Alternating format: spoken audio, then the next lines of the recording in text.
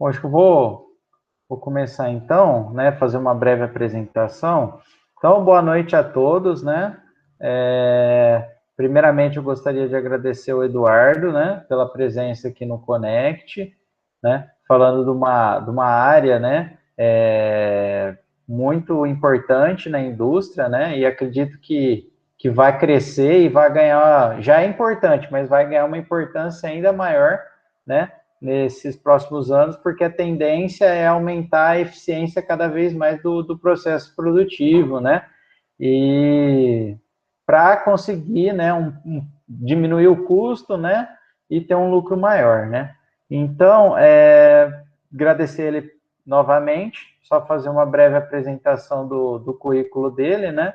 Então, ele é um profissional com 12 anos de experiência na área de manutenção, né, com experiência em planejamento de manutenção, manutenção centrada, e a confiabilidade TPM, né. Atualmente trabalha como gerente de manutenção, né, da Latam, na empresa TMBC, no segmento de tecnologia da informação e serviços de micromobilidade.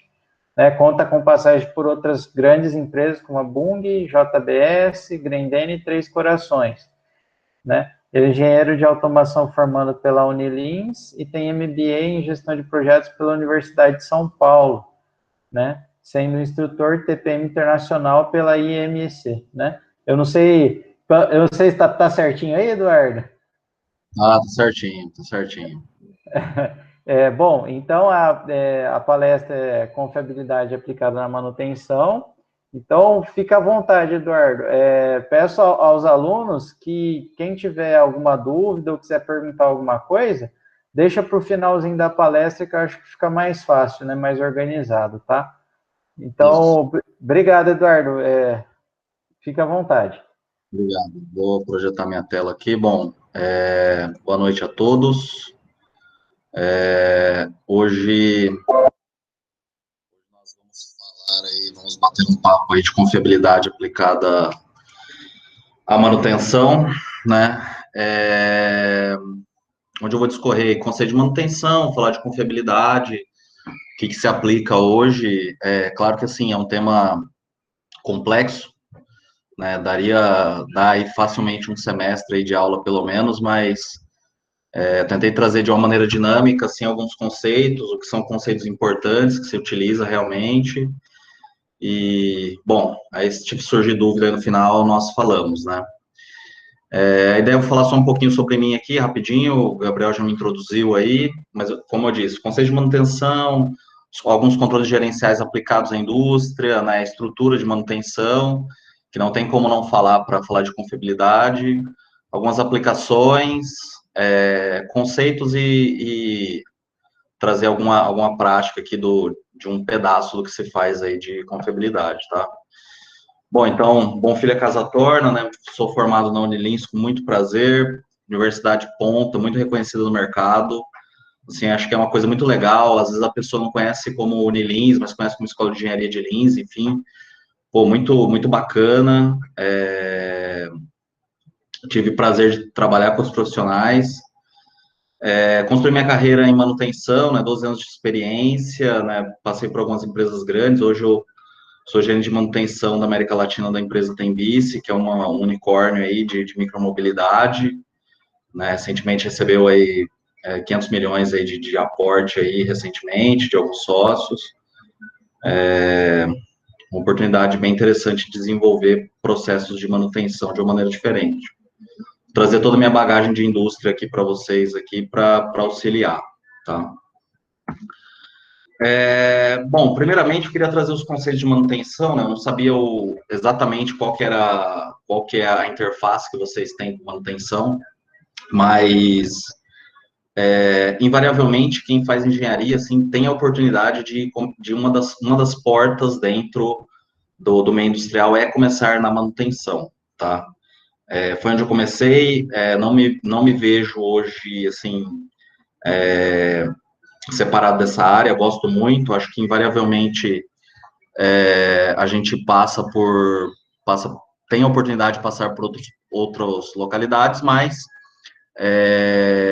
gosto muito de manutenção e espero que vocês se sintam, né, se vejam também né, nessa área. Então, mas trazendo a linha do tempo aí, o que é manutenção, tá? Então, começa lá nos primórdios, né, onde, né, basicamente a ferramenta era para sobrevivência, tá? A gente traz mais ou menos ali para a época do bronze, tá? Onde era construído artesanalmente as ferramentas, tanto para construção, tecelagem, sobrevivência mesmo, né? Também mais voltado para armamento, mas num cunho mais social, basicamente, era esse o intuito, tá? A grande virada, né, quando a gente fala de era industrial ali, foi em 1913, né, quando o Ford cria a primeira linha de produção, né, em montagem, né, então, assim, onde se era já mantido por mecânicos, né, todos os equipamentos extremamente mecanizados, né, então, foi uma virada de chave para o meio industrial, né, então não deixa de ser um marco aí, né, na indústria, onde já começou-se a construir a ideia de manutenção como equipe, não somente como o cara lá para resolver um problema rápido, né? Depois nós vamos aí para a Toyota, né? Que também marcou muito, né? Principalmente pela criação do TPM, né? Que inicialmente foi o conceito de manutenção produtiva total. Hoje o M já não é mais reconhecido como maintenance, é management, né? Então meio que hoje a gente não se lógico, né? O termo ainda existe, mas hoje já se trata mais de gerenciamento total da produção do que manutenção produtiva total. Mas isso é um adendo, acho que é importante para vocês saberem hoje como se trata, assim, que é bem, bem diferente. Mas qual foi o grande conceito, a grande virada de chave deles? É trabalhar a base preventiva e com os operadores apoiando a manutenção dos equipamentos da linha Fabril, né? Depois, massivamente, já a United Airlines implementa, realmente traz o conceito de manutenção centrada em confiabilidade. Claro que é uma grande companhia aérea, né? Então, imagine que confiabilidade é fundamental, né? Porque ninguém quer ver avião caindo toda hora, né? Então, é fundamental, né, o conceito de confiabilidade, né? Trabalhando de maneira preditiva aí, né? Baseado em condições. E hoje, né, já se fala em manutenção prescritiva, que conecta muito com a palestra de vocês ontem aí de indústria 4.0 ou uma 5.0. É um novo conceito aí que vem se trabalhando, que é basicamente combinar TPM com RCM, né, que é a manutenção centrada em confiabilidade, que combina machine learning e mais monitoramento preditivo em tempo real, com histórico, com predição, né, e tudo isso, né, rodando juntamente aí com a inteligência artificial aí, para dizer exatamente o momento correto de trocar, de corrigir uma falha, né, então, isso se discute hoje, é a ideia do futuro. Inclusive, visitei uma fábrica da Goodyear recentemente e tive a oportunidade de ver algo similar rodando, é bem interessante. Mas falando aí do conceito de manutenção primeiro, né, manutenção é da palavra manter, né, então, o conceito fundamental, né, principalmente inicial, né, era de manter os equipamentos, né, e se tinha muito a questão de, principalmente na época do Ford ali, o cara da manutenção era o bombeiro, né, só chegava corretivamente, apagava o incêndio ali e ia embora. Infelizmente, no meio industrial ainda se tem muitas pessoas com esse conceito, porque para o ego é bom, mas para a companhia é extremamente caro, né? E hoje manutenção, assim, se trata mais como gestão de ativos, basicamente, é realmente gerir os ativos da companhia, tá? E que a ideia é realmente combinar diversas técnicas aí de engenharia para responder as falhas, né, e estender a confiabilidade do ativo, né, que é basicamente a probabilidade, é o inverso da probabilidade de falha, né, então, para manutenção, o que se usa, né, quais são as especialidades normalmente, né, claro que cada indústria, cada setor, cada segmento combina de maneiras diferentes, especialidade, tem indústria, talvez especialidade mecânica pesa mais, tem indústria que talvez especialidade em elétrica, civil, produção, enfim. Mas dentro dessas 4 grandes áreas, né, eu falo 4 grandes áreas porque nós temos desdobramentos dessas áreas. Por exemplo, a especialidade em elétrica, estou falando de eletrônica, automação, enfim, desdobrando para redes, enfim, estou desdobrando para vários segmentos, né? Mecânica, posso estar falando mecânica pura, mecânica de fluidos, enfim, também tem vários desdobramentos. Tudo isso combinado, né, resulta na manutenção. Muitas vezes, o profissional acaba tendo que ser politécnico e tendo expertise em demais áreas também, tá? Dentro da manutenção, isso é algo que a manutenção proporciona e proporciona também trabalhar em equipes polifuncionais, que você tem a equipe de mecânica, equipe de elétrica, equipe voltada para civil, equipe voltada para a produção, então, isso que eu acho bem legal aí da manutenção, conseguir combinar várias áreas de expertise e de engenharia, né, e trazer para dentro das fábricas, tá?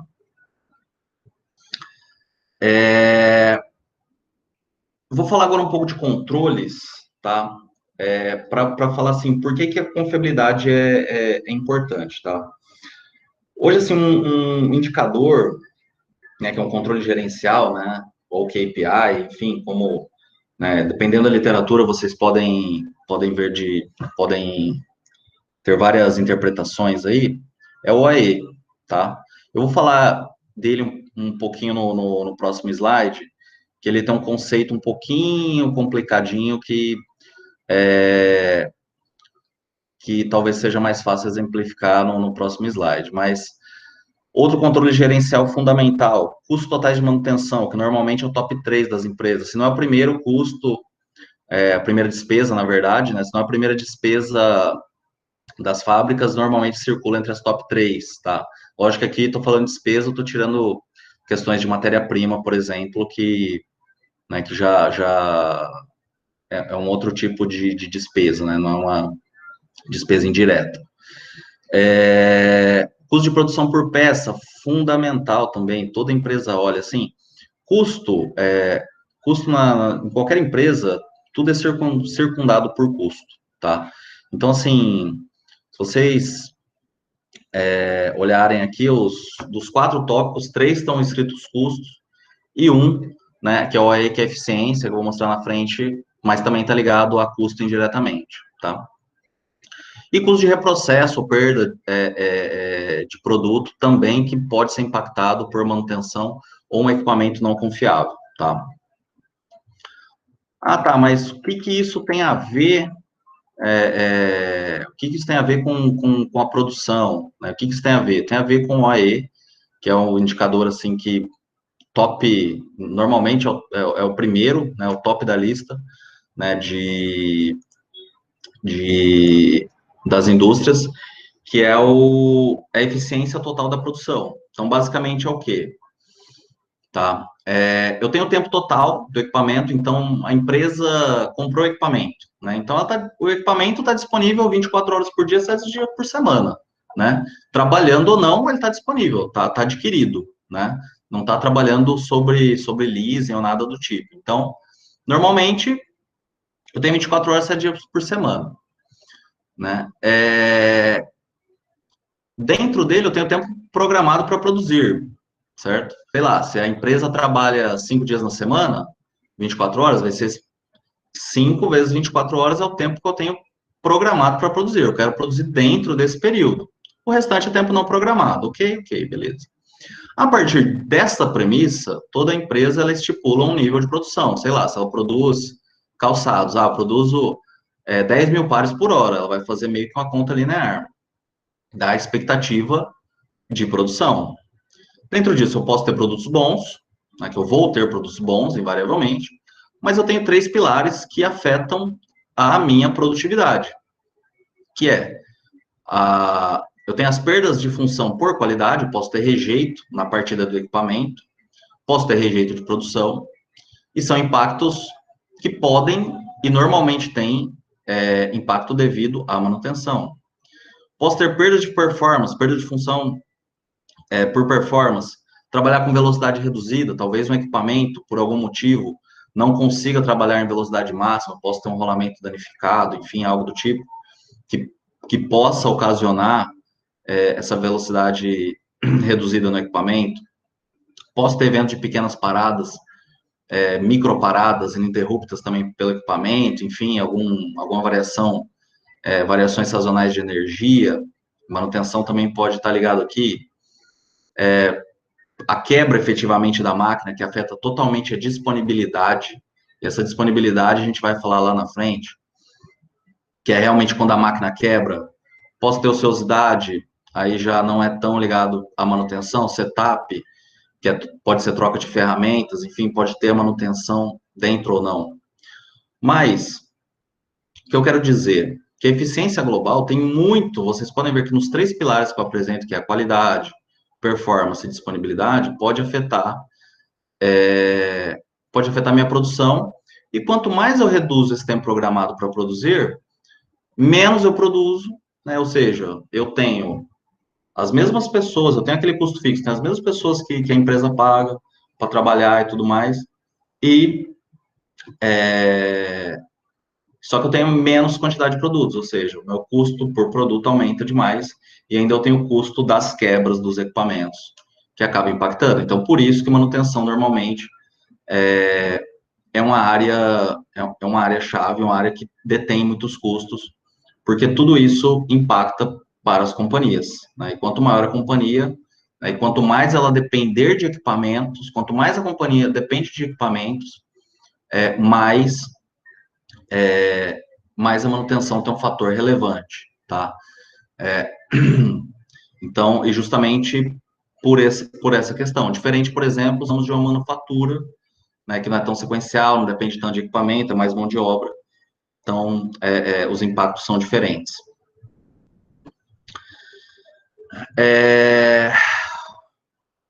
Bom, então, por isso que é importante a manutenção e o fator confiabilidade, tá? Trazendo um pouco de estruturas de manutenção, a era da computação revolucionou muito, tanto é que eu falei para vocês da manutenção prescritiva, mas como foi evoluindo a computação e foi evoluindo a questão de históricos também, né? De você conseguir armazenar históricos, conseguir tratar históricos, foi fazendo total diferença para a manutenção. Não só para a manutenção, mas falando específico da manutenção, fez muita diferença, né? Imaginem inúmeros dados em folhas intermináveis para se levantar e conseguir extrair algum dado, né? Era muito difícil, né? O tratamento de falhas, né, e confiabilidade foi muito impulsionado pela corrida espacial, né, principalmente nos Estados Unidos, com os vários Apolos que ele perdeu, né? Então, lá começa a surgir o conceito de confiabilidade e que depois foi amplamente difundido, né, para o setor aéreo, né? E que foi sendo, né, melhorado, né, pelo setor de aviação, né? E foi se criando ciclos evolutivos da manutenção conforme ela foi evoluindo, tá? Basicamente, o que são esses ciclos, tá? Essa imagem, dependendo do autor, né, que designar, ele pode falar, vão ter as mais diversas distribuições aqui, mas mais ou menos nesse sketch, tá?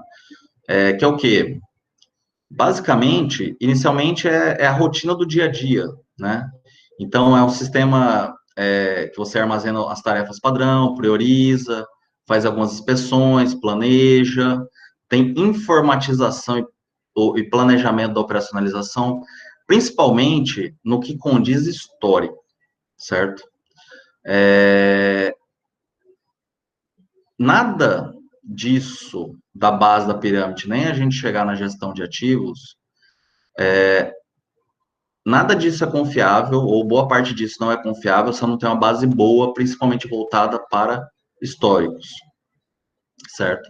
Então, a informatização e planejamento efetivamente tem um papel efetivamente fundamental nisso, certo? E depois foram se criando os estágios, meio que conforme foi se evoluindo as manutenções. Então, hoje, normalmente se fala, parto da manutenção do dia a dia, vou para uma manutenção mais proativa, que eu já consigo ter um monitoramento preditivo, né, que é com base na condição, né, consigo depois, vou para um segundo nível, que eu vou tendo TPM, né, que eu vou tendo essa integração, manutenção, operação, que já é do TPM, que depois eu subo para um nível de confiabilidade, que, ou seja, tudo isso já está bem estruturado, que efetivamente eu estou falando da gestão de ativos, certo? Por que eu quis falar muito de histórico e da maneira onde segue do fluxo de manutenção, como ele é realizado? Vocês, normalmente, não precisam decorar isso, tá, pessoal? Porque, normalmente, para cada indústria que se trabalha, depende muito do plano diretor de manutenção que aquela empresa está seguindo. Talvez a empresa não quer adotar TPM, por exemplo. Talvez a empresa não quer chegar em confiabilidade, né? Talvez ela quer fazer o básico aqui da pirâmide, né? Isso depende muito de quanto ela está disposta a gastar, de quanto ela tem um time qualificado, né? O quanto está disposta a manter essa estrutura. Claro que as empresas que chegam nesse nível de gestão de ativos são as empresas ultra competitivas no mercado, né? Que tem menor custo de produto, que conseguem ter produção, uma produção reduzida, que consegue, sei lá, praticar just in time, né? Então, é esse nível de empresa, tá? Como eu falei muito de dados, né, para vocês, e dado para confiabilidade é fundamental, né? E eu digo assim, para manutenção no geral é fundamental, porque tem uma grande diferença, né, da manutenção para engenharia voltado de projetos, que normalmente engenharia voltada para projetos, você parte de, efetivamente, claro, de um projeto, mas você vai ter basicamente materiais novos, você vai desenvolver, né? Então, você tem a certeza daquilo que você está projetando, né? Agora, imagina você fazer um cálculo com base em informação que você não tem, que você não recebeu, você não sabe, sei lá, qual que é o nível de torção daquele material, por exemplo, né? Começa a ser muito difícil fazer qualquer análise. É a mesma coisa quando se fala de confiabilidade. Se você não garante o dado, né? Se você tem uma entrada ruim, você não tem uma saída ruim. Mas fluxo de dados, normalmente, o fluxo de dados normal, encurtando, enxugando ali aquela pirâmide, basicamente são 3 pilares, tá? Então, se eu pudesse resumir lá aquele triângulo que eu mostrei, eu tenho basicamente 2 fluxos. Tem o fluxo de entrada de dados, onde a execução alimenta com as atividades executadas, né? A pessoa que é efetivamente mecânica, eletricista, enfim, a pessoa que está executando aquela atividade, e segue que está na ordem de serviço. Ele alimenta o setor de planejamento e controle da manutenção, né? Que é exatamente aqui ele está fazendo a parte do controle da manutenção, né? Que ele analisa as atividades, né, do frente previsto e realizado, desdobra as várias informações que vieram daquela OS, e é o guardião do histórico, é a peça-chave, né, para garantir que não está guardando um histórico ruim, né, para o futuro, né, para o momento que for requerido aqueles dados, né. E, basicamente, a engenharia de confiabilidade faz o quê? Ela analisa, né, as falhas, se foi uma corretiva, a ordem de serviço, enfim, né, revisa o histórico, falha, como é que foi a execução, qual foi o padrão de execução, quem executou, e promove a revisão de processo se for necessário. E eu tenho o fluxo de dados contrário, que é a volta, que é quando a engenharia de confiabilidade devolve. Então, eu estipulei um plano de ação, um plano de manutenção, eu elaborei uma reengenharia, né, vou desdobrar isso para o PCM, que no caso vai estar fazendo o P, né, que é o planejar, ele vai estar planejando a atividade, conforme foi descrito ali, vai garantir a parada no momento correto, no momento que deveria ser feita a intervenção, né, se for com base em tempo ou com condição, enfim, né, vai fazer todo o pilar de negociação ali, e basicamente o executor vai realmente só seguir o beabá ali, né, e executar o que estava descrito ali para ele executar. E ressaltando mais uma vez, né, histórico é fundamental juntamente com qualidade de dados, né, a gente costuma falar muito em confiabilidade que garbage in, garbage out, ou seja, lixo entrou, lixo saiu, não tem como. Por isso que eu trago sempre essa figura. Então, Se meus dados são ruins, eu tenho um modelo perfeito, meu resultado é ruim. E também tem uma outra questão que é verdadeira, né? Se eu tenho dados muito bons, mas o modelo que eu estou usando é ruim, eu tenho resultados ruins, tá? Então, vira essa máxima, tá? Principalmente voltado para a manutenção. Se eu não tenho dados confiáveis, normalmente eu não vou ter os resultados de análise confiáveis, tá? Bom, falando um pouco mais de aplicação, tá? Antes de entrar um pouco mais na parte que é um pouco mais densa, tá? Aplicação de confiabilidade, normalmente a gente vai ver 4 usos, né? Quando a gente fala de confiabilidade. O primeiro, realmente o produto, né? Então, as análises de confiabilidade ou de vida útil do produto, existem vários nomes, né? Mas normalmente você está analisando a confiabilidade e probabilidade daquele produto logo na concepção, realmente quando você está desenvolvendo o equipamento, enfim, o que for ser desenvolvido, né? Então, normalmente na engenharia, no pilar voltado para desenvolvimento. Eu tenho do projeto, que é o quê? Basicamente, eu vou pegar vários produtos, né, vários equipamentos, por exemplo, e vou montar um sistema, né? Também, que vai ser conduzido como um projeto, que você vai já analisar como aqueles equipamentos, né, ou produtos vão trabalhar juntos, né? O processo, ele pode englobar vários projetos, por exemplo. Eu posso ter vários projetos segregados, mas para minha finalidade requerida, por exemplo, eu vou produzir óleo de soja. Eu tenho vários projetos, várias sequências, várias montagens separadas que, no fundo, vai virar uma fábrica, né? Então, se soma tudo para a finalidade requerida. Enfim, eu tenho a análise de confiabilidade de uso, né, que eu incluo ainda o fator operacional ou o fator humano no processo, tá? Exemplificando um pouco para vocês, tá? Uma bomba, certo? Eu tenho uma bomba aqui, né, que é meu produto, né? Então, dentro dessa bomba, por exemplo, né, quando vai estar sendo desenvolvido esse produto, então vai falar, esse rotor vai durar tanto tempo, esse anel, esse retentor, esse selo mecânico, esse rolamento, esse eixo vai suportar tal torção, essa chaveta, enfim, tudo isso está já no conceito do produto, né? Claro que para o fabricante também está vendo o custo-benefício. Normalmente, qual que é a média que uma bomba dura? Normalmente, né, tem que durar quanto tempo, né? Então, até a validação do produto. Não pode ser um produto que morre precocemente por algum componente. Imagina, sei lá, que por sei lá, falta de um parafuso, né, o equipamento, ou sei lá, uma gacheta, o equipamento seja danificado, né?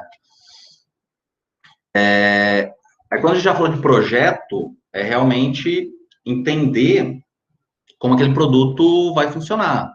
Então, ainda falando de bomba, beleza, como é que vai ser? Vai ser uma sucção negativa? O que eu preciso ter? Eu preciso ter um filtro na entrada?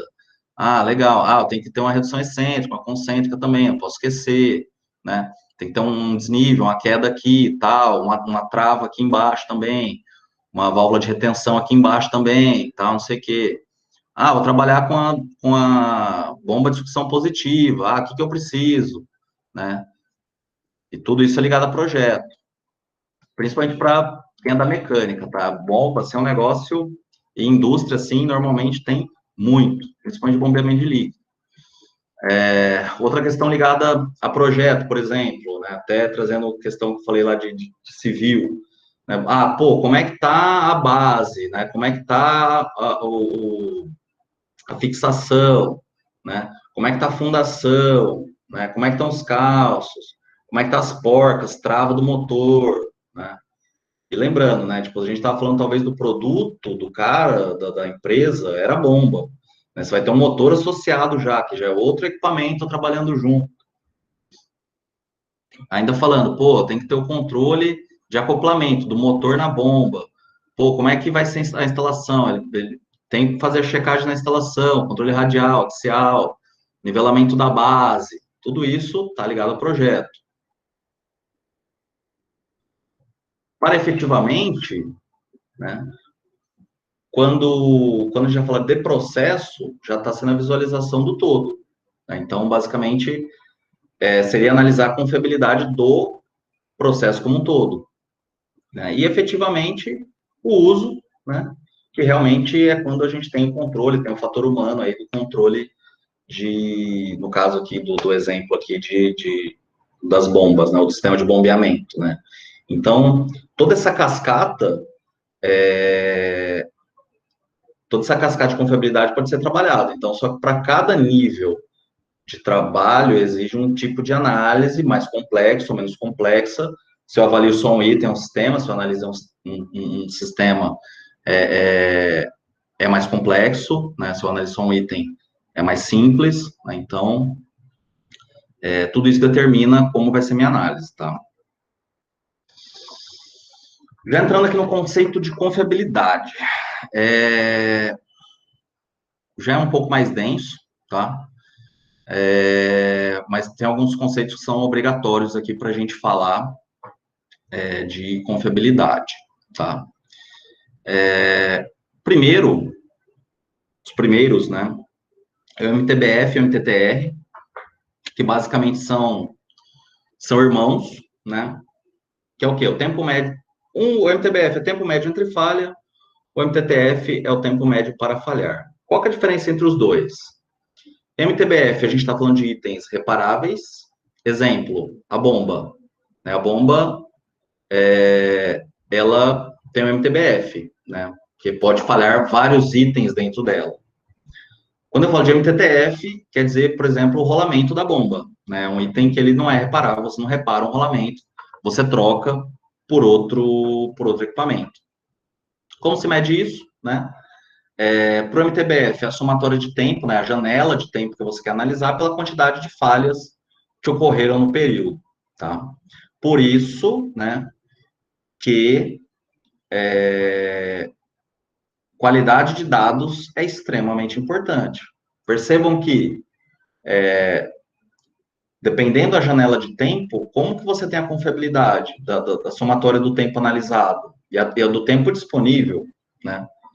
Se você não tem confiabilidade nesse número, eu não tenho confiabilidade, não tem confiança, na verdade, na quantidade de falhas, pode distorcer totalmente seu resultado, né, para efeito de cálculo. E o MTTF é a somatória normalmente você analisa mais de um item, né, o mesmo item, mas em quantidades, né, então você vai pegar várias vezes aqueles itens que falharam, tem uma somatória do tempo desses itens e a quantidade de itens analisados. Um exemplo, estou analisando o mesmo rolamento da bomba. Somo quantas vezes aquele rolamento falhou e quantas horas durou cada rolamento, somo tudo isso dividido pela quantidade. E tem o tempo para reparo, né? Que se ocorrer uma falha, seja de um item reparável ou não, o ativo tem que voltar a funcionar, porque eu não estou produzindo, né? Não está fazendo a função que ele deveria fazer, que é realmente trabalhar e produzir, enfim, perdeu a funcionalidade, né? Falhou, né? Então, quando falha, você tem que voltar ele tem que repará-lo e colocá-lo para funcionar. E, basicamente, a somatória dos tempos de reparo pela quantidade de reparos que aconteceram, que vai caminhar, basicamente, juntamente com as falhas, né? Toda vez que falhou, foi reparado, né? Podendo ser reparos mais longos ou mais curtos, tá? E nós temos a disponibilidade, que eu falei lá no AE, que basicamente é o quê? A disponibilidade é o tempo que realmente o equipamento ficou disponível, que eu inicio, sei lá, se eu for falar de um ciclo de uma semana, ou enfim, qualquer ciclo que eu for falar, eu começo com 100% do tempo planejado, eu vou abatendo. E minha disponibilidade no final é o que sobrou do tempo do que falhou, do tempo de que aconteceram as falhas e que o equipamento foi reparado. Por exemplo, sei lá, se eu tiver uma disponibilidade de 60%, quer dizer que 40% do tempo eu fiquei parado, deixei de produzir por falhas, certo? E pode ser uma análise tanto de uma fábrica toda, quanto de um equipamento único, dependendo o que você quer analisar, né? Então, a disponibilidade, ela pode ser descrita, né, pelo MTBF, pelo MTBF mais MTTR, ou, né, o tempo total menos o tempo em falha mais o tempo em reparo, dividido pelo tempo total. Como queiram como for mais fácil.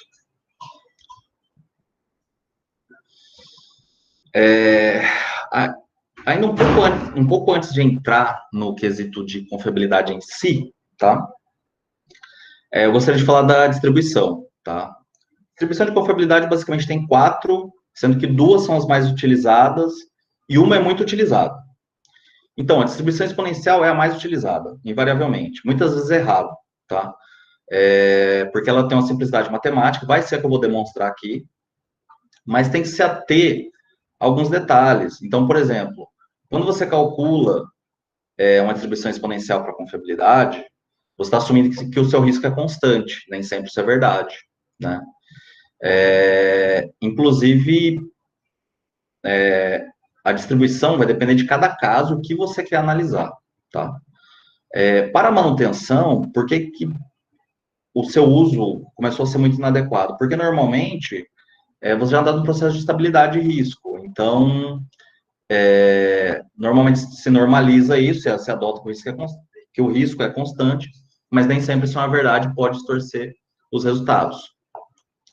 E a distribuição de Weibull, né, que assim, é uma modelagem muito utilizada, muito precisa, né, mas você tem que saber exatamente a função de risco que você depende de mais dados, né, e como demanda amostras maiores para se fazer esse cálculo, e como eu volto na questão do histórico, porque eu bati muito que histórico é fundamental, muitas vezes você não tem um nível de amostragem muito grande, tá? Falando por experiência. Ou você tem amostras, mas que não são confiáveis, também não faz sentido, né, se fazer esse tipo de... fazer um estudo com base em dados que não são confiáveis, né? Então, são as duas mais utilizadas. E depois tem a distribuição gama, né, que ela é similar, né, mas, por exemplo, mas você depende, normalmente, para quando você tem tem um processo similar a Poisson homogêneo, né, que você tem um grande número de amostras com probabilidade bem baixa, né, e com intensidade na taxa de falhas, tá, que é o lambda. E tem uma distribuição também log normal também, só que ela é muito, ela é mais limitada, é uma modelagem que só aceita se o item for um item reparável, ou seja, somente se tiver MTBF, né? Então, assim, também não é muito utilizada, né? Então, tem várias premissas, né? Normalmente também se utiliza muito pouco, tá? Bom, então, falando, né, basicamente, o que é a tal da confiabilidade, né? O que se define. Claro que cada autor, né, determina confiabilidade de um jeito, mas em suma não se corre muito de que, né, a probabilidade do sistema, né, apresentar sucesso na operação, né, quer dizer, não falhar, né, naquela janela de tempo observada ou desde o início da sua vida útil, tá? A confiabilidade tem uma função exponencial, né, com base na taxa de falhas, que é a lambda, e função de tempo, né, e a probabilidade de falhas é inversamente proporcional à confiabilidade, tá? E a taxa de falhas normalmente se dá por 1 sobre MTBF, né? Que também pode ser o número de falhas dividido pelo número de horas de operação, que é exatamente o inverso de MTBF, né? Por isso que o conceito de MTBF é tão importante e por essa simplicidade, né, que se utiliza muito esse conceito de confiabilidade na distribuição exponencial. Só que demanda análise, demanda amostra, demanda a fórmula, vamos falar assim, né, diferente, a fórmula propriamente dita não quer dizer muito, né, se mal aplicada, né, e se as premissas não forem seguidas, tá? Tanto é que eu recomendo, caso alguém for querer se aprofundar, né, no conceito de confiabilidade e tudo mais, que realmente estude. No final eu vou deixar alguns livros de recomendação, mas assim, é muito profundo, é muito denso, mas, em linhas gerais, é esse o conceito. Que vai nos dar, uma curva, duas curvas, na verdade, né? Eu posso calcular a probabilidade da falha e posso calcular a confiabilidade propriamente dita, né? Onde que, aqui no eixo, desculpem, ficou em percentual, mas aqui é 1 é 100%, né? Até o zero. Então, por exemplo, e aqui eu tenho tempo em minutos. Então, como eu faria a leitura disso? Que com 160 minutos, eu tenho 20% de probabilidade de falha. E que o inverso da confiabilidade é o quê? Com 160 mil minutos, eu tenho 80% de confiabilidade. Por isso que um é inverso do outro. Então, né, se eu tenho confiabilidade, isso quer dizer que ele não falha. Ou se eu estou falando da probabilidade de falha, está confiável. Até se inverter isso, né? Chega um momento que se inverte que realmente eu não tenho mais confiabilidade, que se, porventura, esse equipamento rodou, né, já não tem mais nenhuma confiança. Por que essas curvas são extremamente importantes? A partir do momento que você determina qual que é a confiabilidade que você quer ter naquele equipamento, né? Por exemplo, se você está falando de um sistema de incêndio, o nível de confiabilidade é 1.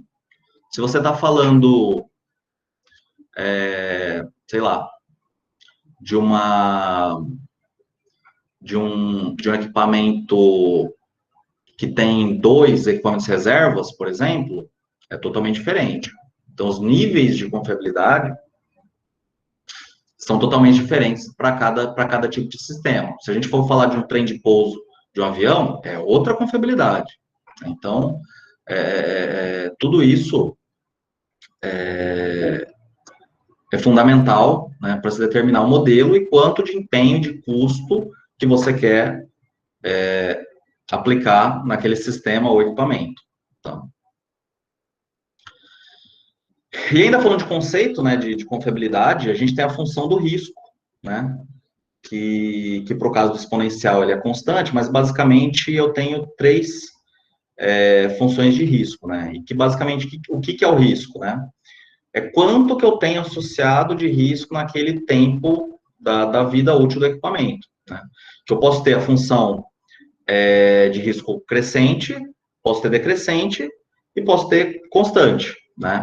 Como a gente assume na exponencial, na distribuição exponencial de confiabilidade, tá? Tá, mas o que quer dizer isso? Isso aqui é uma curva famosa curva da banheira. Se alguém já trabalha com manutenção, já leu alguma coisa sobre manutenção, enfim, vai ver muito, né?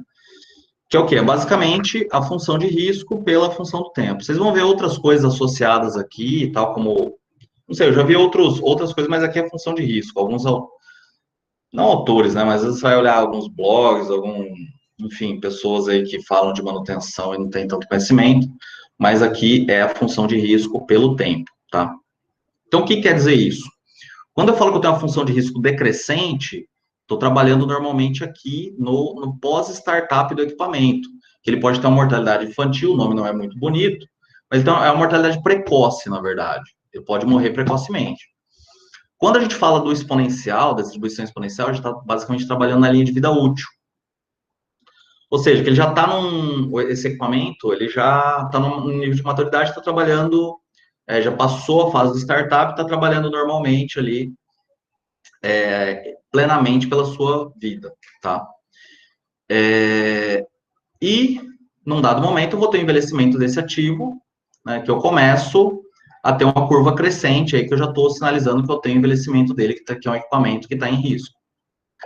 Por que saber a distribuição do risco é tão importante? Para o modelo de confiabilidade. Por exemplo, se eu estou fazendo startup do equipamento, normalmente eu vou ter que assumir que a tendência do risco é ser decrescente. Porque se esse risco não estabilizar e voltar, morreu precocemente, tá? Ou para saber se eu estou no nível de envelhecimento do ativo, porque já está... Eu deveria reavaliar se não faz mais sentido eu trocar o equipamento, tá? Então, por isso que é fundamental ter esses dados, né? E, tipo, não pode ser algo empírico. O equipamento é de, sei lá, 1970, né? Ele já está na curva de envelhecimento. Talvez não. Por exemplo, se a gente for falar de caldeira, já vi caldeiras 1950 rodando plena, né? Então, tudo depende, né? Bom, e na prática, né? Mais na prática, né? Porque isso que eu já trouxe até agora tem muito a ver, é muito prático, realmente é o que se usa, é o que se analisa, é o que se olha, de maneira bem prática. Bom, né? Então, primeiramente, né? Você determina, né?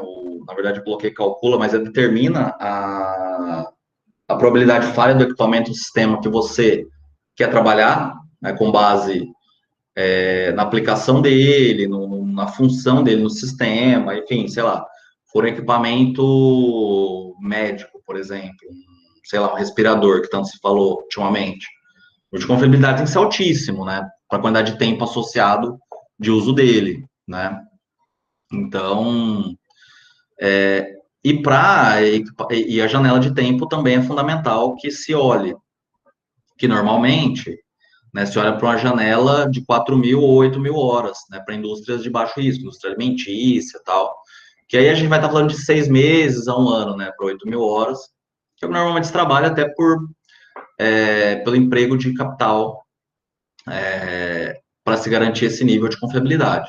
Mas assim, normalmente, quando eu digo normalmente, é o que normalmente se pratica. Pode ser mais, né? Pode ser menos, depende, como eu disse, tudo, no fim, tudo vai estar associado a custo, porque literalmente eu posso construir um tanque de guerra, né, em vez do equipamento, mas vai ter um custo altíssimo que normalmente inviabiliza, tá? A não ser que a empresa, né, tenha uma margem de lucro muito alta que compense realmente, tá, fazer isso, tá? E normalmente, né, são combinadas duas análises que são FTA e FMEA, né, para elaborar a melhor relação custo-benefício e o que realmente tem que ser reprojetado ou não. Que isso, né, que essas duas ferramentas, que uma é a árvore de falhas, né, e outra é a análise efetiva, né, das falhas, o FMEA ele pode ser tanto preventivo quanto corretivo. O FTA ele normalmente mais é utilizado corretivamente, pode ser utilizado preventivamente também. Mas por que eu utilizo essas duas ferramentas, basicamente? A partir da premissa da probabilidade do equipamento versus tempo, eu sei o que eu por onde eu vou começar e se eu preciso melhorar ou não. Pode ser que, atualmente, a confiabilidade daquele equipamento me atenda, né?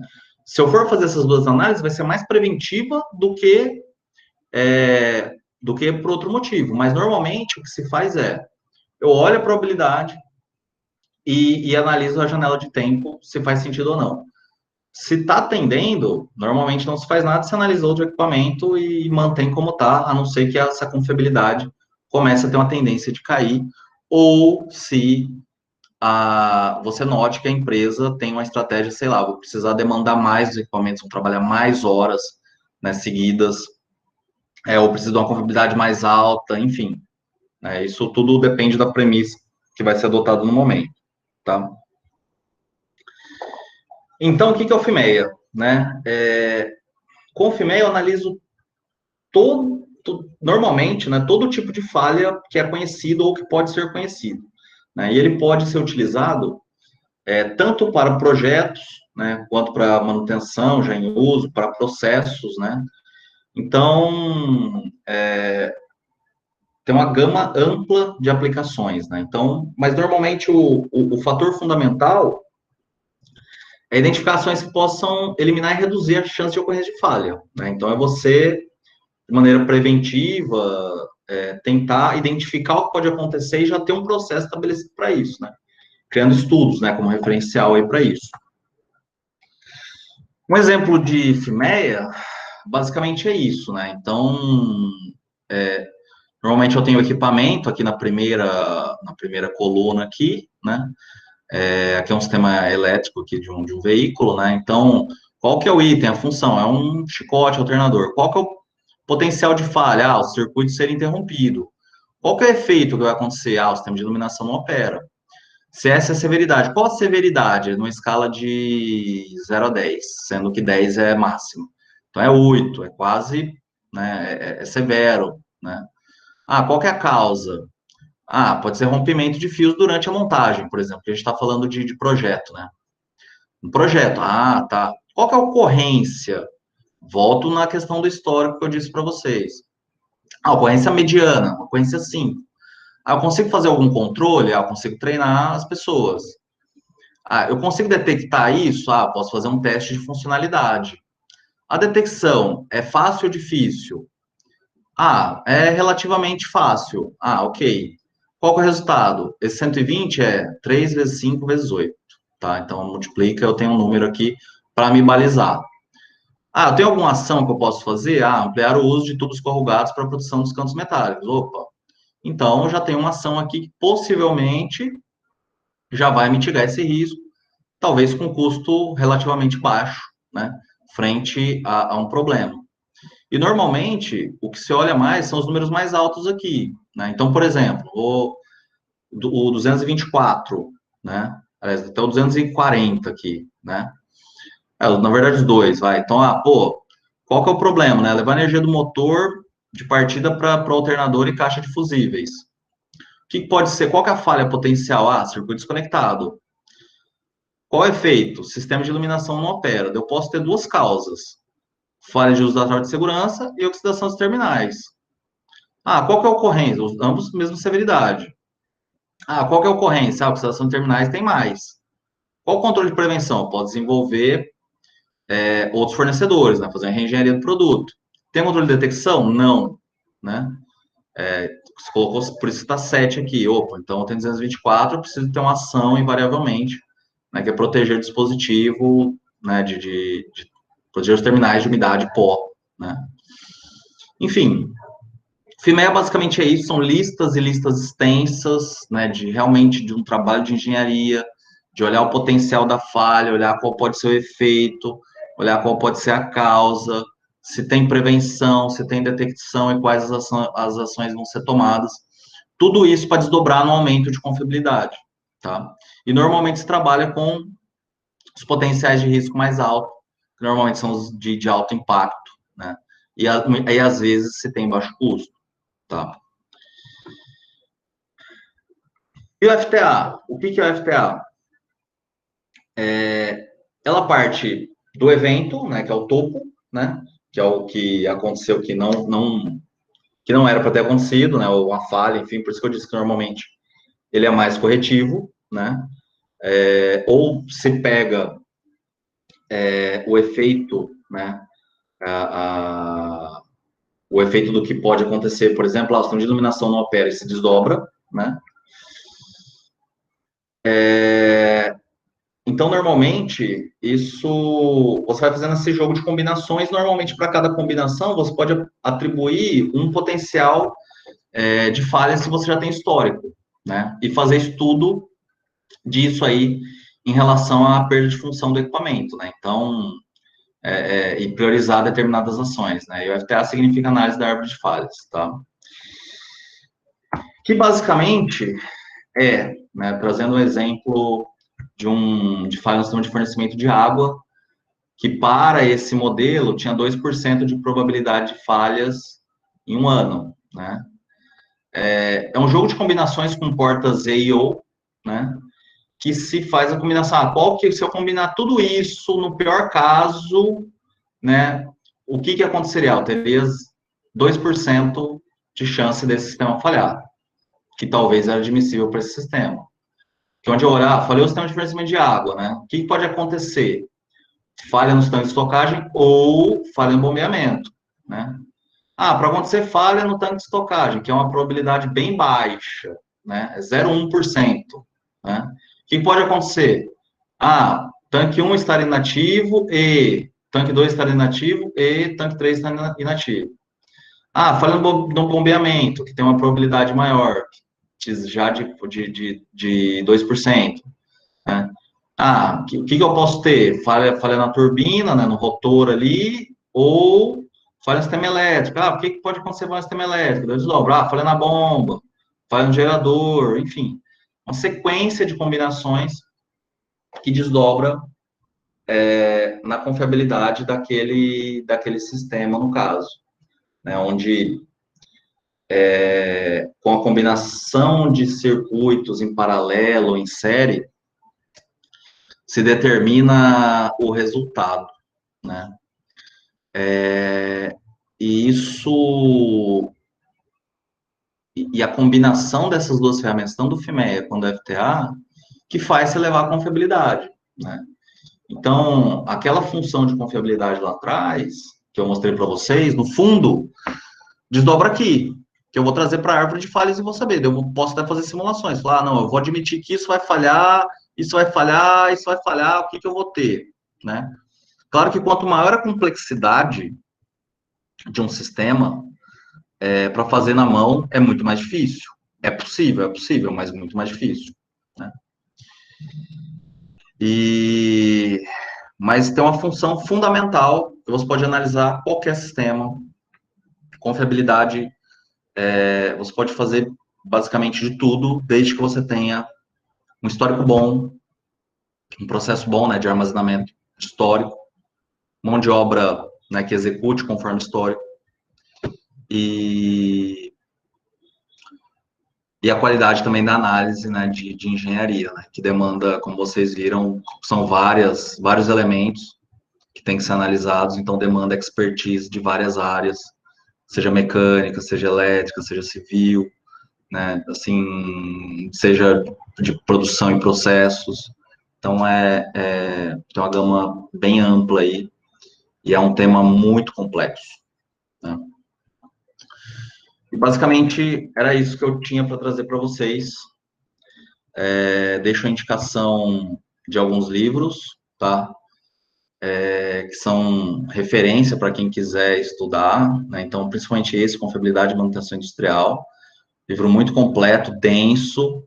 Recomendo junto ou antes Estatística Básica, que é fundamental.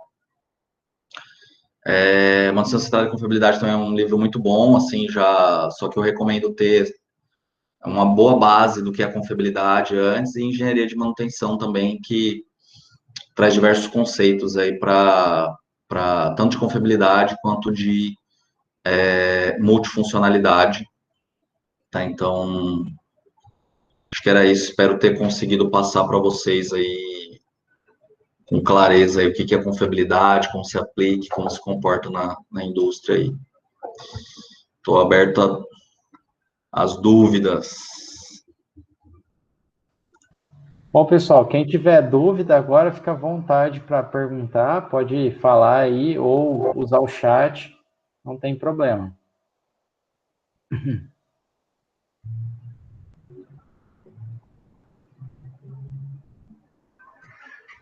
Ô, Gabriel, já que ninguém abriu aqui a pergunta, eu queria abrir, só que eu tô com a molecada aqui, minhas crianças, tá? Deve vazar algum áudio. Ô, Du, deixa eu perguntar para você uma coisa que sempre me indagou, né? Eu tenho um nível de confiabilidade total de uma fábrica, e esses níveis de total de confiabilidade de uma fábrica inteira, eu tenho de segmento de mercado, por exemplo, uma fábrica de Coca-Cola, eu tenho mais ou menos um nível de confiabilidade tal, ou uma de petroquímica tal. Eu consigo ter esse parâmetro? Consegue. Normalmente os órgãos regulamentados aí de manutenção de cada segmento, né, normalmente divulgam, né, mas vamos falar assim, o padrão hoje da indústria, né, tipo, por exemplo, você falou de uma indústria de envase, é igual Coca, né, então, Coca, Ambev e tal, normalmente a gente fala de um OE de 92%, ou seja, ela aproveita 92%, 94% do tempo.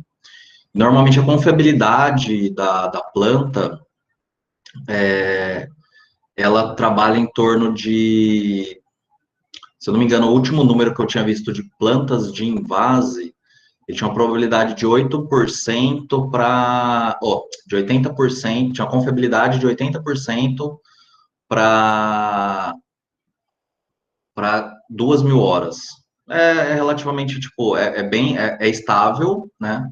Só que são plantas grandes sujeitas a falhas, né?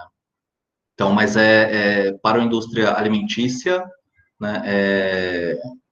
É bem, e até pelo segmento que demanda ser de alto custo, é bem baseado em máquinas, né? Então, é relativamente bom. Claro que quanto maior a indústria, quanto maior a complexidade, quanto mais equipamentos, normalmente quando a gente fala de confiabilidade global da planta, global, normalmente tende a cair justamente pela complexidade mesmo do processo, né? Mas claro que normalmente para possíveis equipamentos que podem vir a falhar e tem impacto direto no processo, por exemplo, o sistema de bomba, por exemplo, uma bomba de alimentação de produto, por exemplo, para uma Coca, para uma Ambev, né, é fundamental. Então, o cara tem reserva. Por mais que ele tenha confiabilidade, né, ele vai ter uma bomba reserva. Então, a possibilidade de falha, né, porque, por exemplo, por mais que você tenha uma bomba reserva, mas falhou, interferiu na sua confiabilidade global, né, então, porque a gente está falando do sistema como um todo, né, mas normalmente tem bons, e até porque tem bons equipamentos, bons fabricantes, né, bons fabricantes de envasadoras, né, que isso, eu foquei mais em manutenção aqui, mas quando a gente fala de MTBF, né, tempo médio entre falhas, já começa de você comprar um equipamento bom, que ele certifica o MTBF bom, né, ou você vai comprar um equipamento mais barato, que certamente você vai fazer uma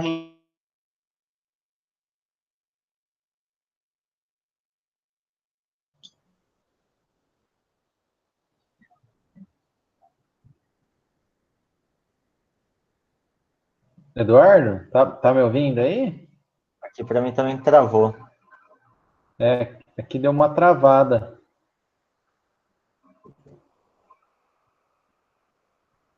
Não precisa me ativar. Será que foi a pergunta que eu fiz? Eu acho que ele não queria ouvir minha pergunta. Eu vou mandar vou mandar uma mensagem para ele se caiu a internet. Uhum.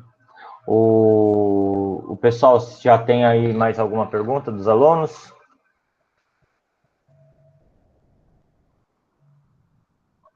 Eu tenho uma pergunta. Esperar o Eduardo voltar. Então, vamos lá.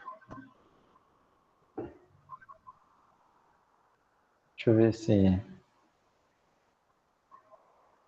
Será que ele mediu a confiabilidade da internet? Acho que não, né? Acho que não, né? Acho que na pandemia a confiabilidade caiu, né? E como, né?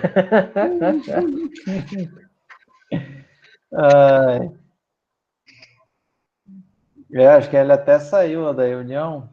E a minha Faz mensagem não foi para ele. Eu acho que caiu feio mesmo a internet. Esperar um pouquinho. Pessoal, vocês têm alguma pergunta? Algo que vocês queiram perguntar?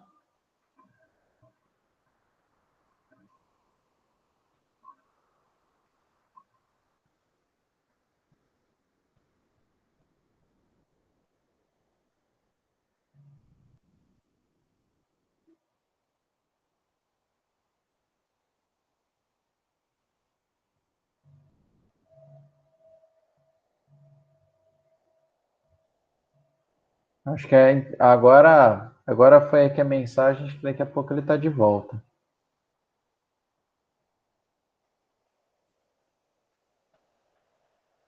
Aí, voltou.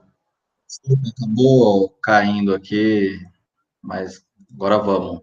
Não sei, até onde foi possível ouvir minha resposta, não?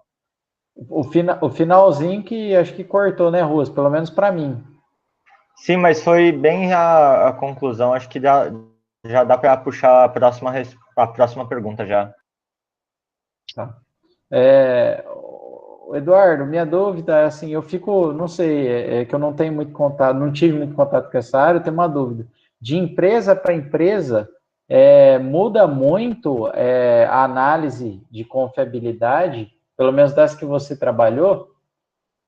Muda, assim, primeiro fator, né, ligado a custo, né, acho que o primeiro, assim, fundamental é o quanto a companhia quer investir em custo, né, tipo, eu quero ter equipamentos extremamente confiáveis, né,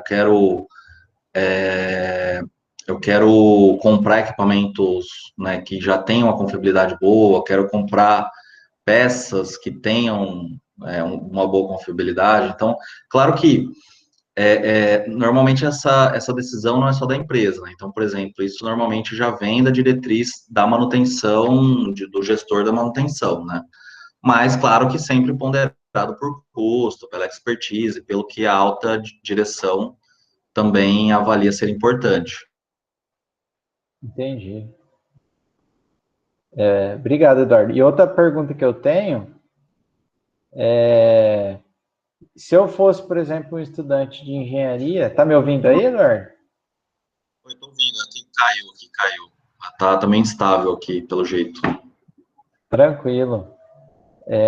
Se eu fosse estudante de engenharia e pretendesse ingressar nessa área de confiabilidade na manutenção, né? Já estudando, o que você indicaria essa pessoa fazer fora do que a gente vê ali, digamos assim, de comum na faculdade, né?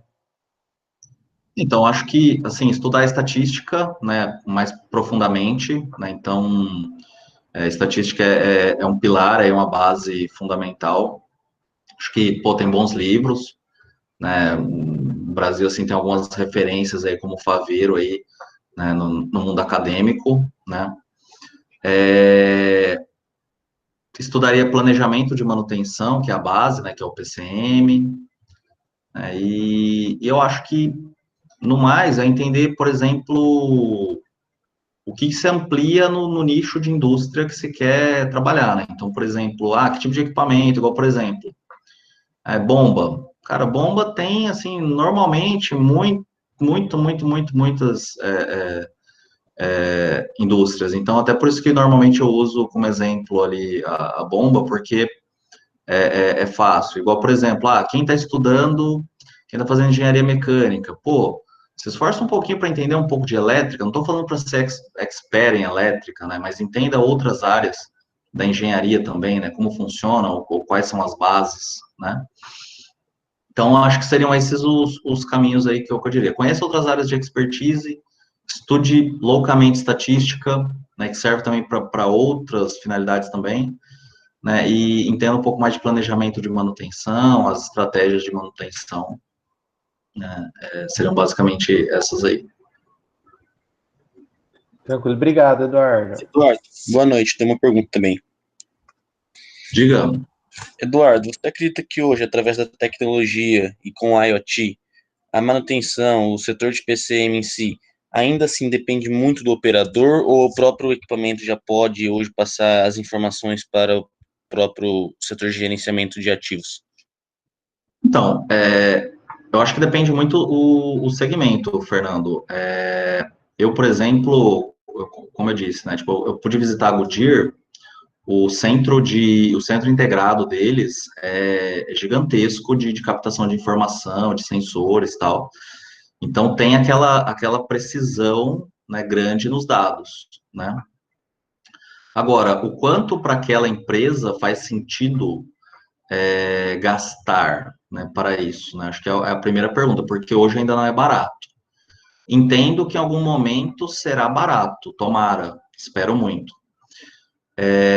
Mas assim, quando a gente fala de execução, né, vai depender muito. Por exemplo, em maior ou menor proporção, eu entendo que a função do planejamento e controle de manutenção é importante, porque, primeiro, é o cara que negocia. Então, uma habilidade, por exemplo, fundamental no PCM é negociar uma parada de manutenção, uma parada de produção para intervenção, por exemplo, programar junto com o PCP, né? Então, tem outras funções, né? Então, acho que, claro, reduz marginalmente, por exemplo, digamos que, se a gente fala assim, eu tenho um.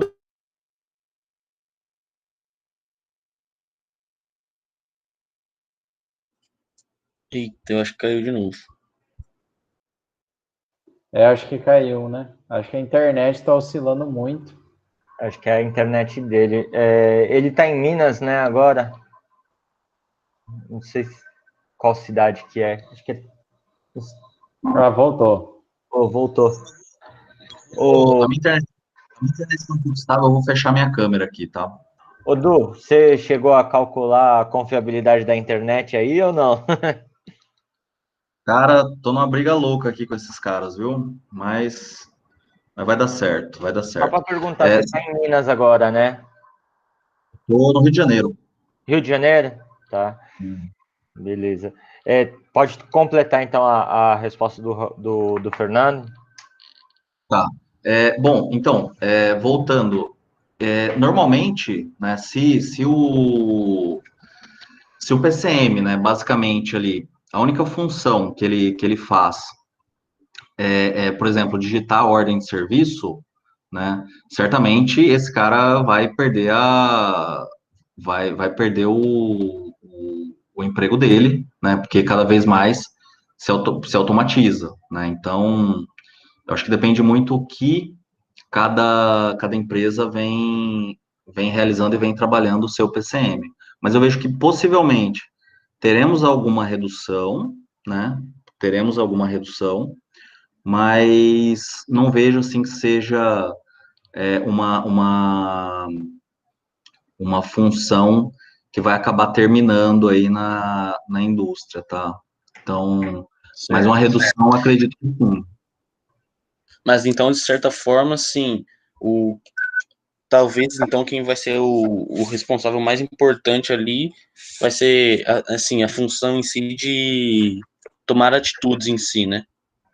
De Porque sim uma vez. saber gerenciar as informações na qual os equipamentos estão passando, por exemplo. Exato, exato. Porque, invariavelmente, né, por exemplo, até falando voltado para a indústria em si, né, vamos lá.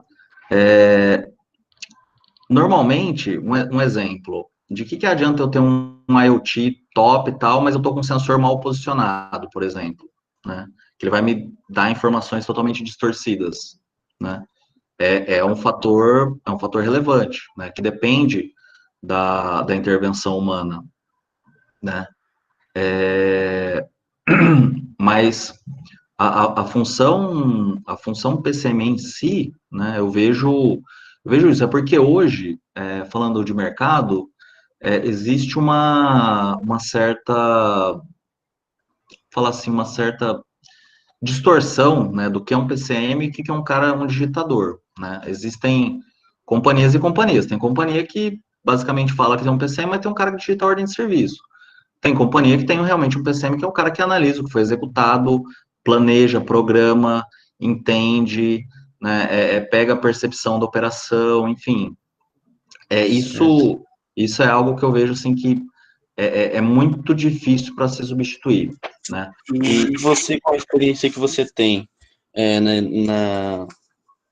os cargos que você pôde exercer em grandes empresas, dentro do setor de PCM, realmente o setor de PCM ele é bem solidificado, bem consolidado, assim, na qual tem um assistente, eu vi, assim, eu já procurei estudar um pouco sobre, e, assim, ele é bem estruturado realmente, tem um assistente, um planejador, um programador, um controlador, um analista, ou não, isso é uma certa ilusão? Olha, vamos lá, eu acho que depende muito eu volto assim, é que no fundo depende muito da companhia, mas, por exemplo, eu tive sorte de, quando eu não era gestor, né, eu tive caras fantásticos, assim, que conheciam, entendiam e sabiam a função, tanto quando depois como gestor também replico até hoje todos os fundamentos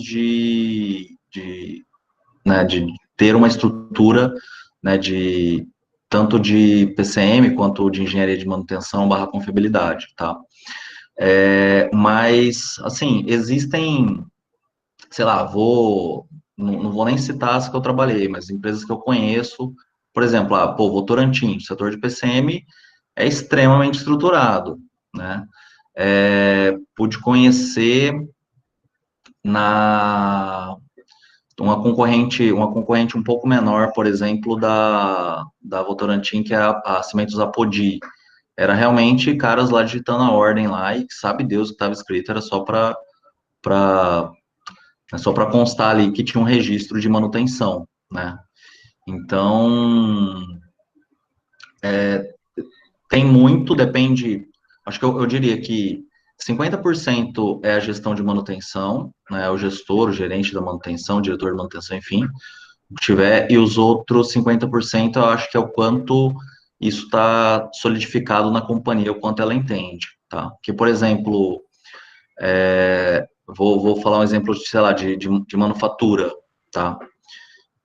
Manufatura, normalmente, já não é um setor tão valorizado, porque as máquinas, né, não depende tanto de máquinas, assim, de produção seriada, né? Vou dar um exemplo, Alpargatas, por exemplo, tá? Tem um setor minimamente ali, mas como é muita manufatura, é muita intervenção humana, não tem aquela robustez, nem se consegue tantos ganhos, assim, mexendo, porque, tipo, tem o equipamento reserva, do reserva, do reserva, basicamente para tudo, e demanda de muita mão de obra. Certo, Então, muito obrigado, deixa bem explicado. dispõe. Eu diria assim, ó, normalmente, indústrias de segmento seriado, né, tem equipes de PCM solidificadas, né, manufatura já não é tanto, não é tanto jogo. Certo, legal, muito obrigado. Boa noite, Eduardo. Noite. Falando na questão de PCM, na agroindústria também é bem forte, né? Essa interface, né? Entre a manutenção e a indústria. Sim, principalmente com mecanização, né? Cada vez mais a agroindústria tendendo a trabalhar com mecanização, né? No campo, e tanto quanto as que a agroindústria que tem transformação também, igual sucroalcooleira, enfim, esmagamento de soja, né? Então, realmente, eu volto no que eu disse, quanto mais máquinas, né, quanto mais mecanizada, vamos falar assim, né, quanto mais equipamentos a indústria tem, quanto mais ativos ela tem, mais o departamento de manutenção é fundamental, né, e quanto menos ela tem,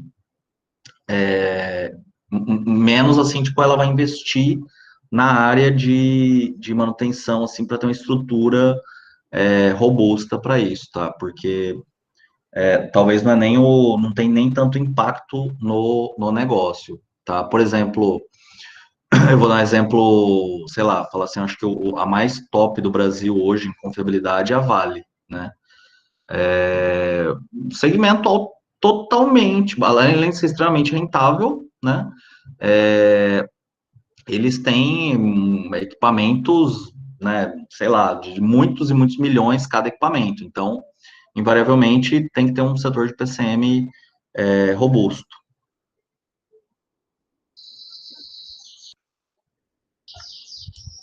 Eduardo, uma dúvida, uma orientação, aliás. Numa empresa de pequeno a médio porte, uma empresa assim, vamos dizer que não tem tanto dinheiro para ser investido em manutenção. Qual tipo de manutenção preditiva, qual instrumento você orientaria que é essencial assim para redução de custos? E qual instrumento de manutenção não destrutiva você optaria? É que assim, tem que olhar o tipo de equipamento que mais tem, né? Mas normalmente, sei lá, uma caneta de vibração vai bem, né? Normalmente é barato, lógico, não, tem que olhar a qualidade da caneta, né? Porque tem várias, né? A gente fala caneta, mas é aquele dispositivo portátil de medição de vibração, né? Então, com vibração você já detecta muito, e eu diria uma câmera termográfica também, pode ser uma resolução mediana também, da FLIR também, que não tem um custo tão alto, que você já consegue detectar pontos quentes em painéis, e em alguns equipamentos rotativos também, que você não vai conseguir acessar com a caneta, mas que normalmente você vê, né, como, até pelo efeito Joule, né, que ele está vibrando demais ali, ele aquece a superfície, né, gera calor, Então, aí você consegue detectar também equipamentos mecânicos se não tiver acesso à caneta. Acho que seriam os dois, assim, relativamente, eu acho que até um, sei lá, acho que em torno de 10, 12 mil reais aí você consegue adquirir dois equipamentos que vão ajudar muito. Legal. Obrigado. Mais alguma pergunta, pessoal?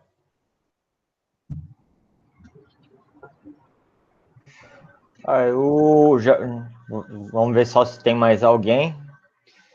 Eu ia perguntar pro Eduardo aqui, parece que vai até acredito eu que seja a pergunta de vários aqui. Vamos dizer do que eu quero entrar nesse ramo da manutenção e eu quero participar dessa vida que você leva, né?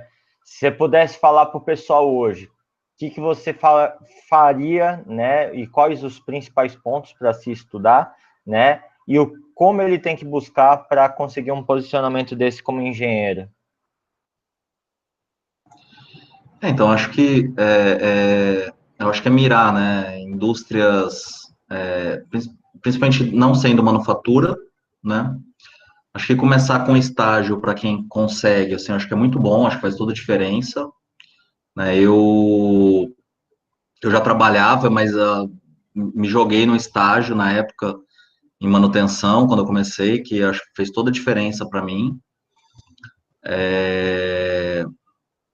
Bom, estudar eu acho que é uma rotina constante, assim, eu acho que faz toda a diferença para discernir um profissional do outro. Tá antenado, né, em tecnologia também, eu acho que faz todo sentido ao que está acontecendo, tal. Por exemplo, vou dar um exemplo agora, eu tô aprendendo Python, né, tipo, para fazer modelo de confiabilidade, né, então, assim, você nunca deixa de aprender, né.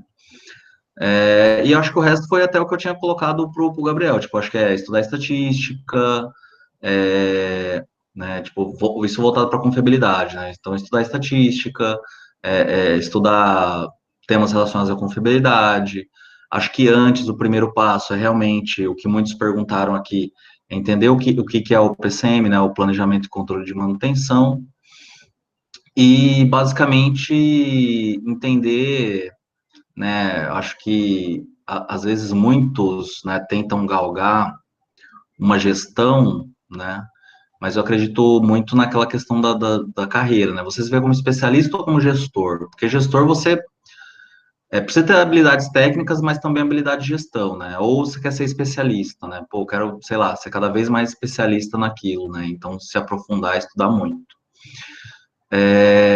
Mas o que eu diria, acho que, pô, consiga um estágio aí, quem pode, quem consegue, para trabalhar na indústria, e normalmente a porta de entrada vai ser o PCM, né, estudem, entendam, planos diretores, pô, na internet tem muita coisa também gratuita, só vejam as fontes, livros, entendam de outras áreas de expertise, tentem associar, que eu acho que esse é fundamental, tentem associar o que vocês aprendem na academia para a vida real, né? Principalmente quem é da mecânica, aí mecânica de fluidos, né? Vibração, tal, em vários eixos. Gente, assim, tentem levar isso para a vida real. E isso faz muita diferença, principalmente quando você está estagiando. Normalmente, você vai ver algo e vai falar assim, nossa, isso aqui acho que era o que o professor estava falando, nossa, né? Você começa, ou então vai fazer falta, né? Quando já acabou a faculdade, você fala, putz, como é que era isso aqui mesmo, né? Então, acho que quanto mais rápido conseguir associar isso com a vida real, ou então, eu não consegui um estágio. Cara, falem com os professores, peçam, que equipamento que pode usar isso? Falem com profissionais que já estão na área, que eu posso, onde que eu posso usar isso, onde que eu posso usar aquilo, né? Eu acho que faz total diferença aí essa interface. E aprender sempre, né? Isso não tem como, né? Isso vai ser para a vida. Eduardo, você citou a linguagem Python, onde que ela é aplicada? Então, o Python, na verdade, né, você pode concatenar dados mais complexos, né? Hoje, normalmente os softwares de confiabilidade, normalmente são pagos. Normalmente, assim, 99,9% são pagos, né? Então, assim, na verdade, eu estou aprendendo para fazer análises, quando necessário, de modelagem, né? Então, assim, por mais que hoje eu esteja numa posição gerencial, eu nunca deixei o lado técnico, né? Então, eu, sei lá, eu quis aprender, né, para trabalhar mais massivamente com dados e de uma maneira gratuita, que até eu mesmo, sei lá, estou em casa, quero entender, sei lá, fazer algum estudo, alguma coisa, posso fazer, né? Então, na verdade, Python é para você analisar grandes camadas de dados, né? Então, Python é um princípio ali de uma, uma linguagem, fala assim, uma linguagem de programação que tem uma interface mais amigável, que você pode ter várias combinações, né, para fazer análise massiva de dados, pode concatenar com inteligência artificial, enfim. Mas o meu fundamento, a minha parte é mais concatenar os dados de confiabilidade, porque quando o sistema começa a ficar grande demais, fica muito complexo para calcular. Você consegue fazer em Excel, por exemplo, né? Só, por exemplo, você vai fazer um VAIBO em Excel, é uma baita de uma mão de obra, trava, é muita linha, dá final, o, acreditem ou não, né? Mas você vai ver que vai faltar linha no Excel, né? Então, pela quantidade de dados. Então, é complicado. E o Python já não tem essa dificuldade. Então, é mais com esse viés.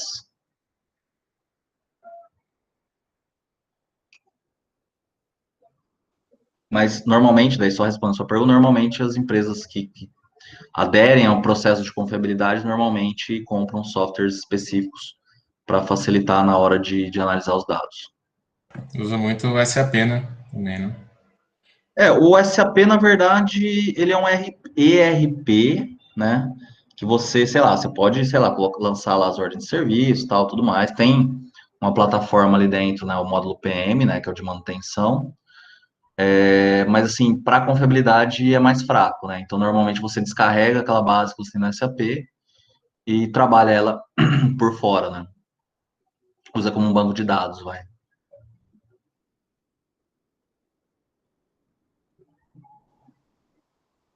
Mas Pessoal, obrigado, Dar. mais alguma dúvida, pessoal?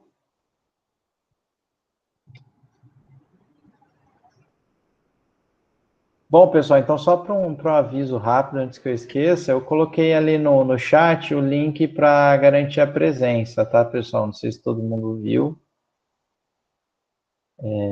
Alguém gostaria de fazer mais alguma pergunta?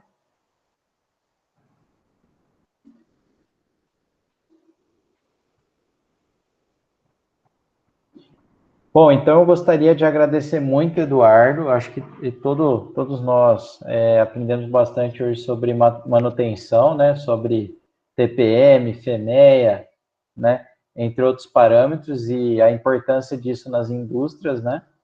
Que acho que para o pessoal que deseja seguir a carreira na manutenção, eu acho que é muito importante, né? E ter o conhecimento sobre isso, né? É essencial para se inserir, né, nesse mercado. Tá? Então, muito obrigado novamente, Eduardo. Agradecer o Ruas também que fez o convite para o Eduardo. Né? E muito obrigado novamente. Espero que contar sempre com a sua presença aqui no Connect, Eduardo, porque foi uma palestra muito boa, muito interessante, que acho que, assim como eu, o pessoal aprendeu bastante aí. Bom, disponha, pessoal, desculpa aí o finalzinho aí, tive problema aí de conexão, mas foi um prazer aí estar com todos aí, aceito o convite aí para as próximas já de antemão e agradeço a todos aí, e espero e desejo sorte aí para todos aí na carreira aí, e sucesso, e aproveitem essa oportunidade ímpar, tá, nessa faculdade ímpar que é a Unilins. Obrigado a todos. Tchau, tchau. Um abraço, pessoal. Boa noite. Boa noite. Valeu, boa noite. Boa noite. Tchau, tchau, boa noite. Muito obrigado.